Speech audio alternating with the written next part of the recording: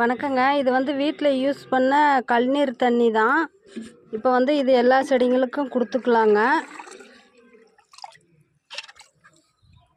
இப்போ பாருங்கள், இந்த ரோஸ் செடிக்கு கொடுத்துக்கலாம்.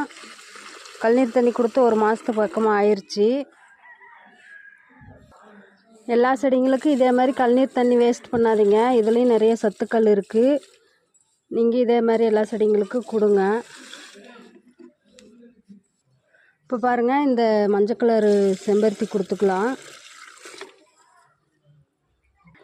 பாருங்கள், இந்த காய்கறி செடிக்கு கத்திரி செடிக்கு கொடுத்துக்கலாங்க. இது புதினாவுக்கு கொடுக்கலாம். இப்போ பாருங்கள், இந்த புதினாவுக்கு ஊற்றிக்கலாம். இந்த புதினாவுக்கு பாருங்கள், சூப்பராக வந்துட்டுருக்காங்க. அதே மாதிரி எல்லா செடிங்களுக்கும் நான் கொடுத்து முடிச்சிடுவேன். என்னோடய சேனல் பிடிச்சா சப்போர்ட் பண்ணுங்க. பாய்.